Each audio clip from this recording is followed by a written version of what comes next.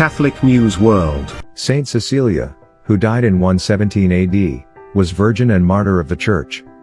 The holy legend of Saint Ceicilia has been celebrated since the late 4th century. Saint Ceicilia is the patron saint of liturgical music and the patron saint of musicians, composers, instrument makers, and poets. From her acta, while the profane music of her wedding was heard, Ceicilia was singing in her heart a hymn of love for Jesus, her true spouse. Ceicilia was born in the early part of the 3rd century, in Rome. Born to wealthy, pagan parents, she was probably instructed in the Catholic faith by kind relatives or a nurse. By all reports, as a child, Ceicilia loved music, and she would spend her days singing the praises of God, accompanying herself on different instruments. Ceicilia embraced the faith from childhood. Drawn to the Lord, she attended Mass daily, desiring nothing more than to embody the virtues of Christ: faith, hope, charity, humility, and purity. As a child, she consecrated herself a bride of Christ, pledging her perpetual virginity to the Lord. There were no religious orders for women at that time in history. Ceicilia fasted, prayed, and wore sackcloth each day, while she spent her days in charitable works, caring for the poor and needy. Her parents found a husband for her to marry, an honest man, Valerian, who was pagan. She wished to obey her parents, but she had made a vow of virginity to the Lord. She spent her days and nights in prayer. As her wedding day approached, she did little but pray. The Lord promised to send an angel to Saint Ceicilia, to guard her, and to assist her in keeping her vow. Ceicilia was married in an extravagant ceremony, internally, in her soul, becoming the bride of Christ. After the ceremony, Ceicilia said to her new earthly husband, "Dear friend, I have a secret to confide to you." Valerian was at first surprised. "Go to Pope Urban," she instructed him. "When you tell the poor that you are Ceicilia's friend, they will take you to see the Pope. He will explain to you the mysteries of the Catholic faith. May God bless you and my angel protect you." Valerian traveled to see Pope Urban that very evening.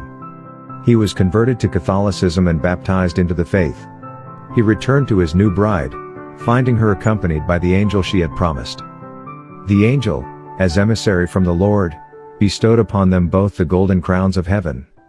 Together, they lived in celibacy, and grew in love for the Lord, eventually converting Valerian's brother, Tiburtius, a man of some importance in Rome.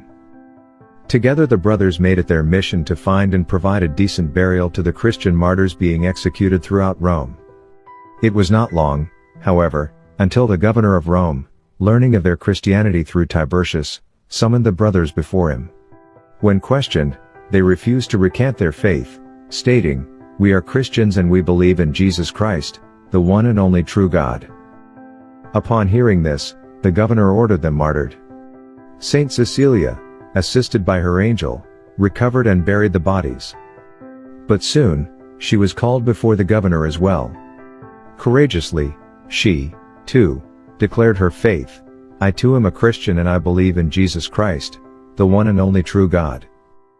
The governor sentenced her to death, stating, "Ceicilia, you are condemned to die for loving the poor and for adoring Christ crucified." The soldiers tried to scald and suffocated her in the steam bath in her own home, but rather than suffer, she could be heard singing to the Lord, seemingly accompanied by the choir of angels. After 36 hours, in which she should not have been able to survive, she was released. The governor then ordered her head cut off, but the guard who attempted sliced her neck 3 times with a sword, but was unable to sever it. Scared, he ran away, leaving her wounded and in great pain.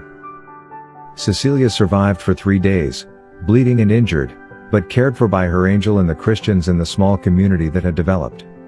During that time, she preached, converting many, gave away all that she had to the poor, and prayed incessantly. On the last day of her life, Pope Urban traveled to her home, bestowing upon her the last rites, and seeing her to heaven.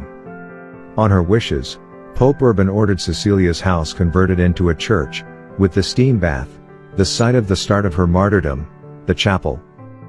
Nearly 800 years later, in 1599, the tomb of Saint Ceicilia was opened, and her body was found to be perfectly persevered and incorrupt.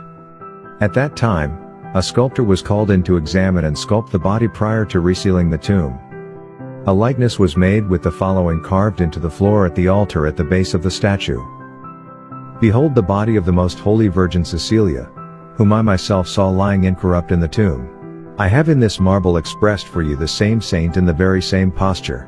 Please subscribe to Catholic News World's YouTube channel. Thanks and God bless.